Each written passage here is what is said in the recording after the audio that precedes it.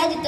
माशाच्या आकाराचे कुंडल त्या पांडुरंग परमात्म्याने आपल्या कानात धारण केलेले आहे. मकर कुंडल तळपती श्रवणी कंठी कौस्तुभ म्हणे विराजित. माशाच्या आकाराचे कुंडल धारण केलेले आहे आणि कंठ म्हणजे गळा, गळ्यामध्ये कौस्तुभ मणी विराजित आहे. कंठी कौस्तुभ मणी विराजित. तुका म्हणे माझे हेची सर्व सुख पायीन श्रीमुख आवडीने. मग तुकाराम महाराज म्हणतायत तुकाराम महाराजांचं सर्व सुख हे कसं आहे ते तर त्या पांडुरंग परमात्म्याचं श्रीमुख बघण्यात आहे. म्हणजेच मुख बघण्यात त्या तुकाराम महाराजांचं सर्व सुख आहे. तुका म्हणे माझे ह्याची सर्व सुख पाहिन श्रीमुख आवडीने. म्हणजे तुकाराम महाराजांची आवड कशात आहे हो त्या पांडुरंग परमात्म्याचं जे श्रीमुख आहे ते बघण्यात तुकाराम महाराजांची आवड आहे. आवडी प्रत्येकाची असते. तुमची माझी आणि संतांची आवडी वेगळी आहे. तुकाराम महाराजांना दोन गोष्टी फार आवडतात. एक पाहिन श्रीमुख आवडीने आणि दोन आवडे निरंतर ह्याची ध्यान. या दोन गोष्टी तुकाराम महाराजांना फार आवडतात. कुणाला कीर्तन आवडतं, कुणाला भजन आवडतं, तर कुणाला दारू पिणं आवडतं. म्हणजे वेगवेगळे आवडी आहेत. म्हणजे पाऊले चालती पंढरीची वाट, पाऊल चालती पंढरीची वाट.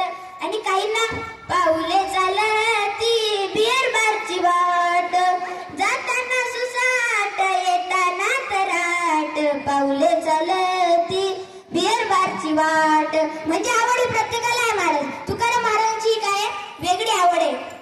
म्हणजे आवडीमध्ये 2-3 प्रकार पडतात. 3 प्रकार मी तुम्हाला सांगतो. एक म्हणजे भक्ती वर्ग, 2 म्हणजे मुमुक्ष वर्ग आणि 3 म्हणजे पामर वर्ग. एक भक्ती वर्ग.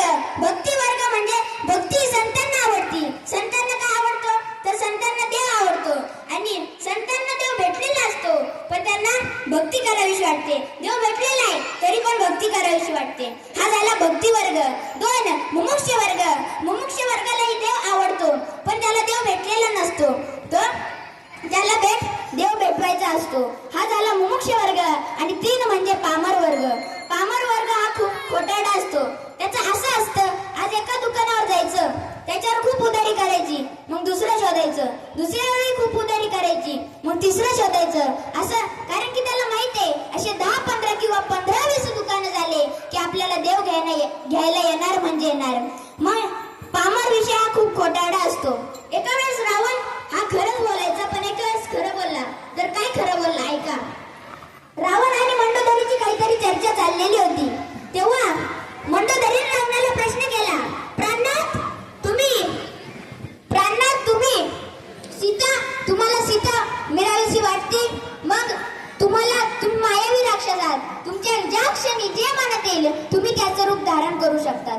मग रावण म्हणाला तुला म्हणायचं तरी काय. तेव्हा मंडोदरी रावणाला म्हणाली की सीता ज्या रूपावर बाळलेली आहे त्या रामाचं रूप तुम्ही धारण करा म्हणजे सीता तुम्हाला आपोआप भेटेल.